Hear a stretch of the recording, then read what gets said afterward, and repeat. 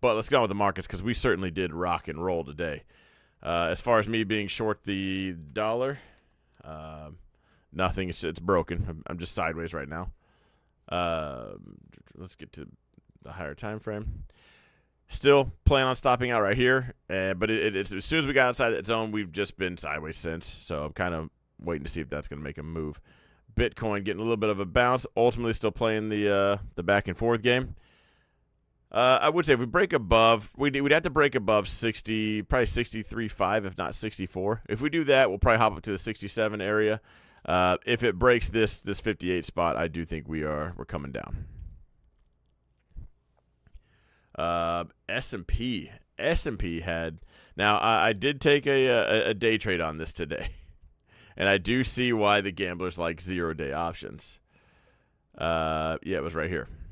So I ended up buying the 545 calls on SPY. Now, I already have them for this Friday, but it dropped down, and then I saw this reversal, and it came back up. So these were as low, the calls I was in today, they at one point were $8 and then pushed up to 80.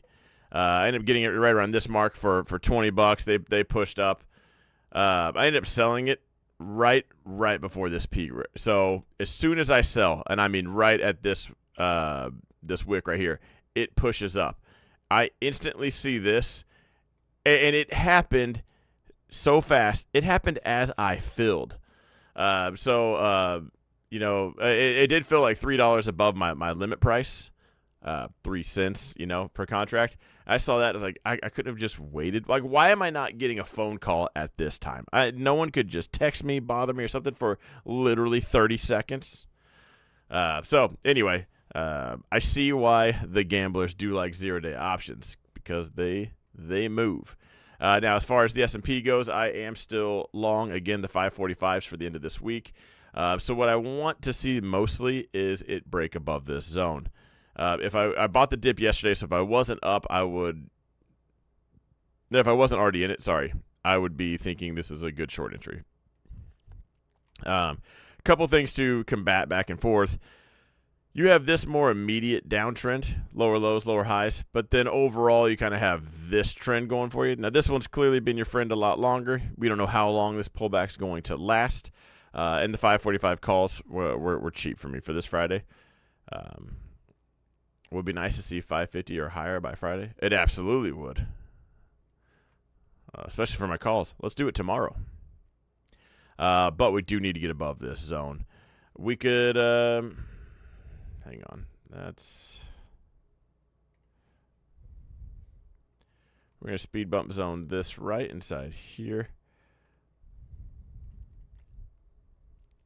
And since I am converting everything from the other channel to this one, memberships, I forgot to mention, I'm supposed to do a video about memberships.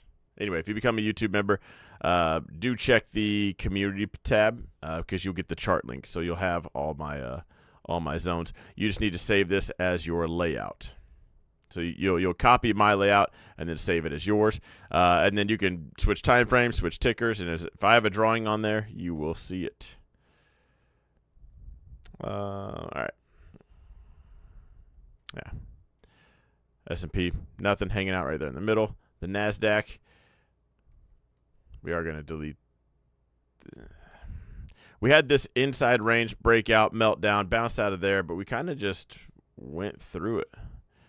One red candle at that yellow zone, that's it.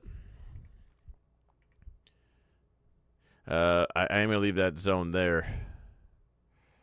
If you were watching intraday, then you saw that take place. Right now, it kind of looks like we just went right through it.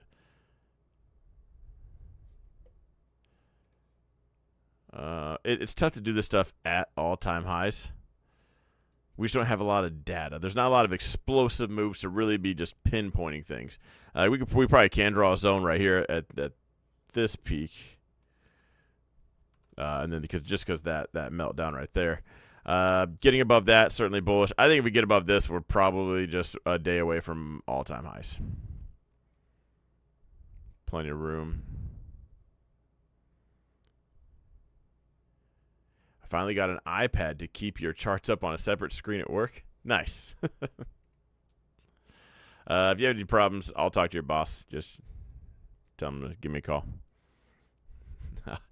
I, however, do not take any responsibility for your job or anything thereafter. Because I guess I'd have to say this is a buy. But that has to come with a disclaimer now, because we talked about buying it right here, and it shot up. Good trade, right? And then it came back down, and I said I wouldn't buy it again because it kind of looks like we're, again, lower high. We're already testing it again. We're going to run out of buyers. But then we didn't really break through. And we talked about that. If that does break, we might just rock and roll. But it's ultimately holding. And now we have to talk about the time factor. Because the Bears didn't have any follow-through, that almost inherently just puts the ball back into the Bulls' court, saying, hey, it's your turn to make a move. Because we're still ultimately checking this zone from the top, right now, because the Bears haven't done anything, I would have to say this would be a buy. A buy right now with a pretty easy stop-loss option, right below that wick. If it breaks that, obviously you're wrong and it's going down, right? But I would say it's a buy right now. I wonder if that...